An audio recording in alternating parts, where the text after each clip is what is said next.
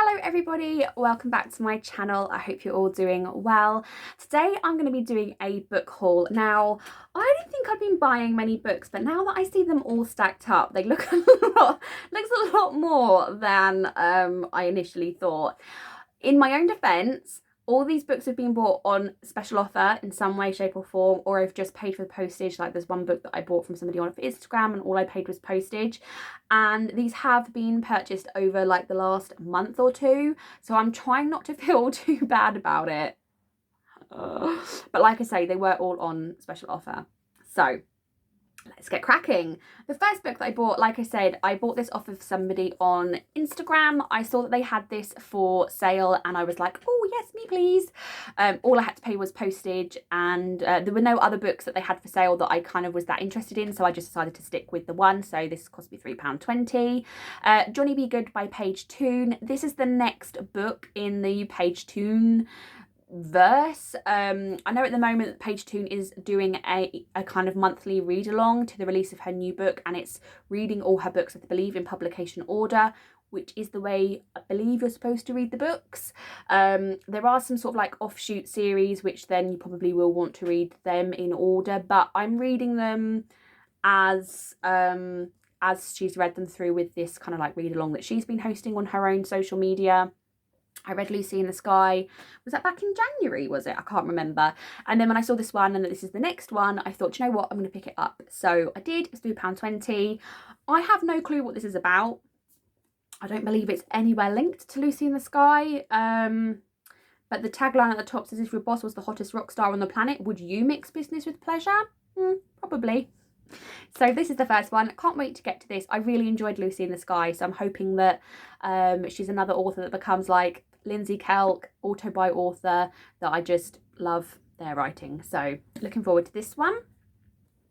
And the next book I picked up was The Soulmate Equation. By the way, this is in no particular order whatsoever. The Soulmate Equation by Christina Lauren. I read The Unhoneymooners as my first book. I think it was my first book of 2022. I really enjoyed it, and this one came up on Amazon for like £3, and it came up on the special offer, and I was like, as I enjoyed The Honeymooners so much and I'm trying to balance my TBR more with a variety of genres, I was like, I don't have a lot of contemporary romance on my TBR, so I was like, actually I think this would be a really nice addition, and I feel like this will link in with another book that I have that I think might be interesting to read them together. But this is about Jess, and she is a numbers genius, but when it comes to love, she has to accept that there's no magic formula. Juggling a career with raising her daughter, it's not surprising that her love life is non-existent. When yet another day ends in disaster, she's prepared to give up love for good. But then she hears about Genetically, a buzzing new matchmaking company that claims to find you the one using a DNA equation. Suddenly, love doesn't seem quite so far out of reach, until her test shows an unheard of 98% compatibility with Genetically's founder, Dr. River Penner.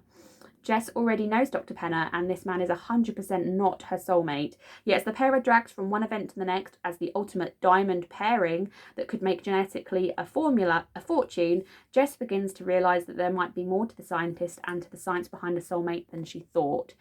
This is giving me like The One vibes by John Mars. I hadn't even read the synopsis when I bought the book.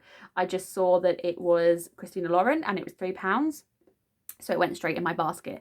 But I'm really looking forward to that. That sounds really interesting, and an interesting take on that sort of concept of the one. And I like the sound of that.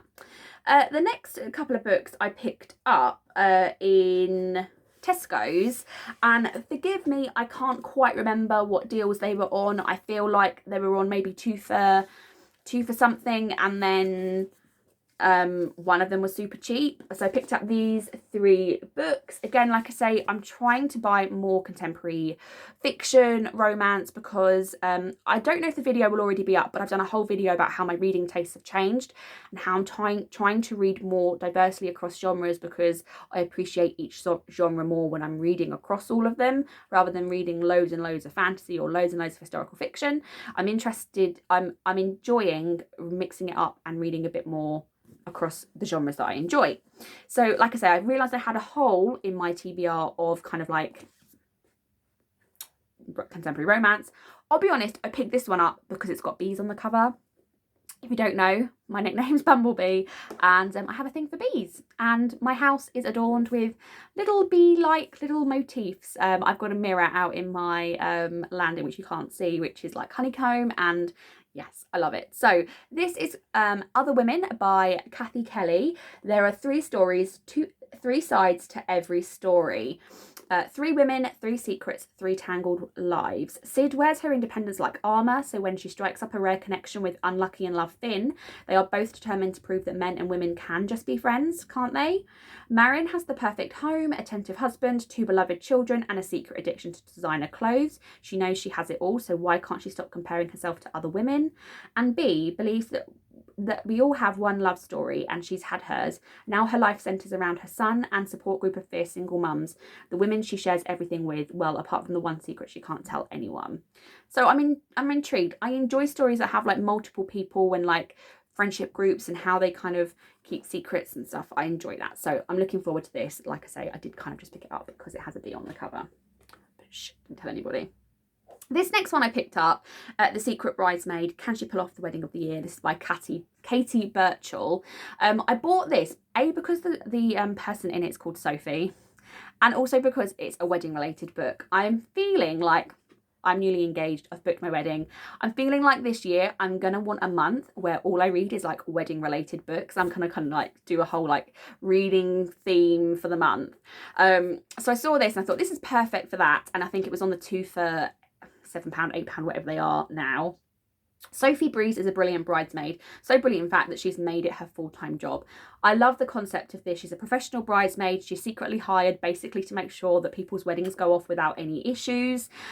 So she's invited to work undercover at Society Wedding of the Year. It should be a chance to prove just how talented she is. However, the bride is rude, difficult, and determined to make Sophie's life a nightmare. And it's also a bit inconvenient that Sophie finds herself drawn to the evil bride's handsome older brother. So I think this is going to be really nice. I like those kind of stories where you fall in love with someone you shouldn't fall in love with. So, and I like the idea of like behind the scenes, a secret like undercover bridesmaid. I love that. And then this next one I bought, which I thought would be a really nice book to read kind of when I'm off work. It's called The Staycation, and it's by Cressida McLaughlin. And basically it's about a travel agent called Hester, but she's been keeping a secret. She hates flying, and she hasn't been on a plane in years, and she wants to make a good impression on her newest client, Jake. He is a what is he? I feel like he's some sort of, I don't know, maybe not. I thought he was a celebrity, but I don't think he is. He's heroically injured saving an old lady, and he's now laid up in a luxury hotel. He's unable to return home to New York. He's binge watching Netflix, and it's just not cutting the mustard, basically. He wants Hester to invent the ultimate escape and recreate her most magical holidays from the confines of his hotel room. As their perfect mini breaks around the globe take on a life of their own, Hester wonders if the world of make-believe is all starting to feel a little too real. So I like this idea of like a relationship, like kind of coming from someone that's, yeah, basically, and someone trapped. What does that say about me? Someone that can't get home. I like that. I like sort of like storm romances as well. So I'm looking forward to this one, and I think this will be really nice when I've got a week off work and I'm not necessarily going anywhere myself, and I can just enjoy that. Now, the next 3 books I bought, I believe 2 of them I bought in Tesco's, and they were on the special 2 for whatever price, and 1 I bought on Amazon, and I cannot remember for the life of me which one I bought on Amazon and which ones I bought in Tesco's. I've got a funny feeling I bought this one on Amazon. It went down to £5, Ugly Love by Colleen Hoover, and that was like the cheapest I'd seen it. And then these 2 I believe were on the 2 for £8 or whatever it is, so they were £4 each. So like the whole wedding thing, I'm planning on doing a sort of Colleen Hoover themed reading, not necessarily month, but themed reading week or something. So I wanted to get a few. I have read Regretting You, and I feel like I've read another Colleen Hoover book, but I can't remember. But I read them all on Kindle. I don't think I do. No, I've read November 9, and I do own November 9. I physically own that one. So I got these 3 because they're really popular at the minute, and I don't really know anything about them, and I don't want to spoil myself on these. So I got Ugly Love by Colleen Hoover. It Ends With Us, which I have seen recently. She's announced a book which I believe might be a prequel to this, and I can't remember. Is it called It Starts With Us? I can't remember. But I'm not spoiling myself on any of these. I'm not reading the synopsis.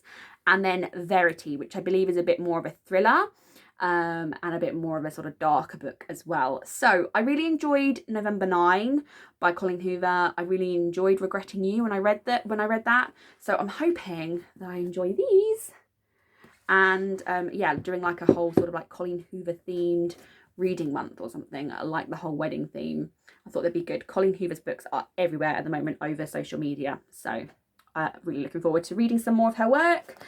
And then my lovely best friend Daisy May found The Spanish Love Deception by Eleanor Armas, I don't know if that's how you say it, in her local Asda. And she was like, I just found The Spanish Love Deception. And this has been talked about so much, and everyone's been raving about this book. And then you just couldn't get it on, Amazon. And I was like, really wanted to buy it, and it went up really, really expensive. And then it was just like, you couldn't get it. So when she found it in Asda, and she found it for like a £5 in Asda, I was like, oh my gosh, can you get me, is there more than one copy? Can you get me a copy as well? And this also kind of ties in, I don't know anything about it, but I've like massively following the hype on this one. And it's, the tagline at the top says, a wedding in Spain. So it fits the wedding theme. The most infuriating man, 3 days to convince your family you're actually in love. That's enough for me. I love that. I love the whole sort of like enemies to lovers, deception with lovers. I'm sorry if you can hear my robot vacuum cleaner has just come to life because it's 11:30 and he comes out at 11:30. So I'm sorry if you can now hear him in the background. I'm hoping you can't. So I'm really, really thankful. And then when I said, right, how much money do I owe you? She was like, no, don't be silly. It's my treat. So thank you so much, Daisy May. I can't wait to read this. And because it's centered around a wedding in Spain, it can fit the wedding theme. Love that. Didn't even know that. And I'm going to go into this again a bit blind because it's been so hyped. I don't want to know too much about it. So that's why I've just read the kind of like bit at the top that says a wedding in Spain. And I was like, that fits. So looking forward to that. I then saw The Love Hypothesis. This is literally like over the weekend or Friday. The Love Hypothesis went down to £3 on Amazon, and I was like, right, that's it, I'm buying it. This has been so hyped on TikTok, and it even says the TikTok sensation. Again, I don't know anything really about it other than a fake relationship between scientists meets the irresistible force of attraction. It throws one woman's carefully calculated theories on love into chaos. I'm there for that. Again, I love fake dating, so I'm looking forward to this. But also I thought it would be really interesting to read The Love Hypothesis and The Soulmate Equation, because they're both kind of like science, maths, hypothesis. Do you get where I'm coming from?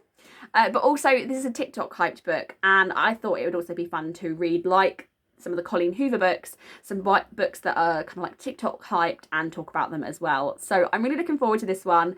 Again, I don't really know anything about it, and I'm hoping it'll be a lot of these I think will be quick reads too, but it's got like a shiny cover and spine on it. I really hope you can't hear my robot vacuum cleaner. If you can, I'm really sorry. Then I went onto my wish list, because what's really good on your wish list is if you've got some books you've got your eye on, put them on a wish list, and then you can filter your wish list to sort it in order of lowest price to highest price, or highest price to lowest price. So some things that you put on your wish list obviously will go down in price, sometimes they go up a little bit, but I saw that Winterkeep by Kristen Cashaw had gone down to £2. Now, this is the fourth book in the Graceling series. Yeah, the Graceling series. And I was very kindly gifted the first three, the Graceling, Fire and Bitter Blue. I was very kindly gifted over Christmas on a Christmas gift giving wishlist group that I was part of, because they were on 3 for £5. So Amazon, if you're not aware, is now doing a sort of 3 for £5 offer where there's lots of different books from lots of different genres to choose from, and it's like going into the works and choosing 3 for £5. And I saw that this had gone down to £2 on my wish list. I was like, oh, for £2 I might as well, whilst I was ordering The Love Hypothesis, get this, because then it completes, whilst it's super cheap, it completes my series. I haven't started the series yet, but my kind of like thought process is, it was so cheap that if I don't like it, it's not the end of the world. I've not spent full price on the whole series. So I'm really intrigued to read this series. I don't know an awful lot about it, but then I looked at the rest of the books that were in. There's loads of books in the 3 for £5, and I bought a couple more because I was like, I'm kind of saving myself money. £2, £5. Where's the logic in that? So one of the next books that I saw was, this is going to be like, you're all going to laugh now, The Wedding Pact by Isla Gordon. I saw this, didn't even read the synopsis and added it to my basket, and then I was like, I probably should just check the synopsis before I go ordering it. So again, I bought this on the whole kind of like wedding theme.